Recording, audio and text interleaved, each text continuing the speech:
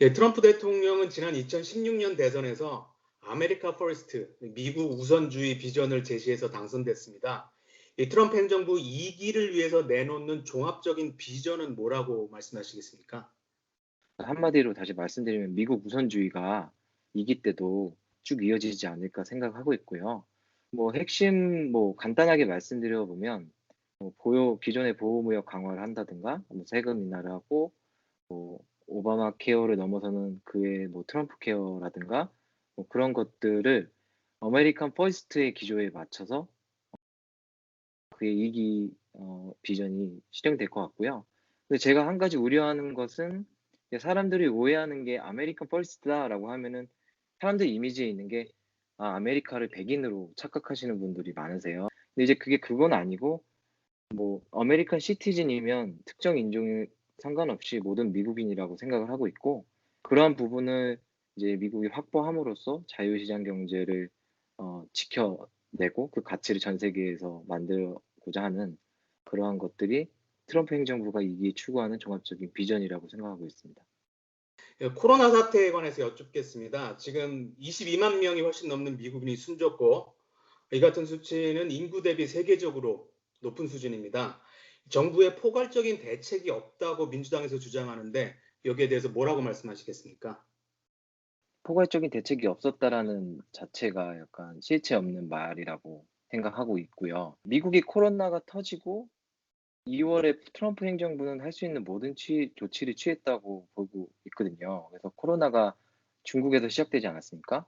그래서 2 월에 바로 봉쇄했고, 어 그때 민주당은 "입국 금지는 또 인종차별이다." 이렇게 프레임을 씌웠었거든요.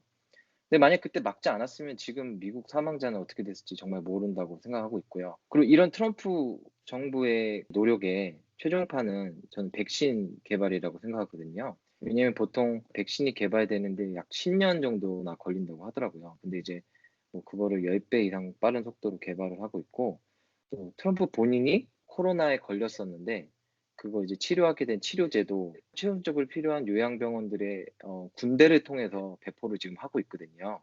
네, 이제 경제에 대해서 여쭙겠습니다. 이 경제 역시 이 코로나 사태 때문에 큰 피해를 입었습니다.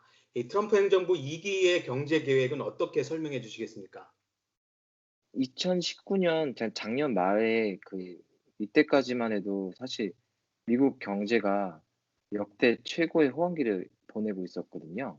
나스닥 주식이라든가 주가라든가 실업률 이런 면에서 최고였죠. 근데 그러고 나서 코로나가 이제 2020년 초에 터진 거죠.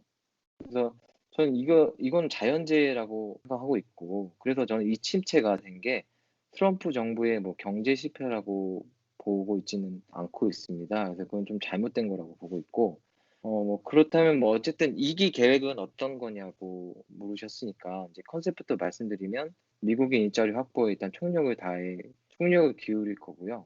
그다음에 소상공인들을 지원하는 여러 가지 정책들을 내놓을 것으로 보고 있습니다. 동시에 이제 개인들에게는 세금을 낮추고, 그다음에 회사 기업에게는 법인세 등을 낮추는 것들, 이런 것들 행정적으로 지원을 해서 최대한 경제가 잘 흘러갈 수 있도록 할 거로 보고 있고요. 네, 이번엔 안보 문제를 여쭙겠습니다. 이 트럼프 행정부 2기가 들어서면 한반도 문제가 어떤 방향으로 갈 거라고 생각하십니까?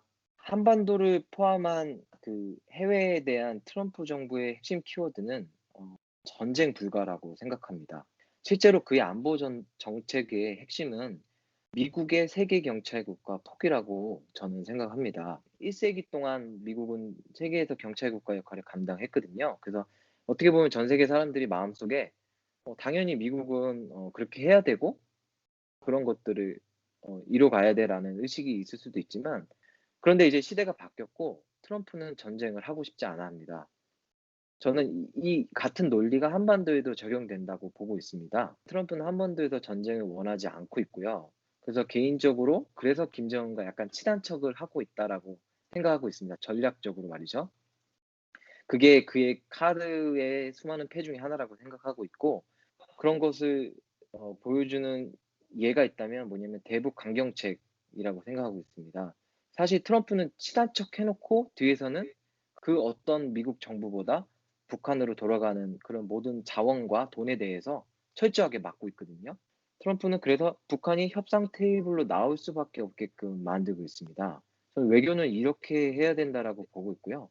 뭐 어리석게 막 내 패를 다 보여줘 가면서 하는 게 아니라 때로는 압박하고 때로는 풀어주고 이런 밀당을 함으로써 원하는 바를 생각하고 있습니다.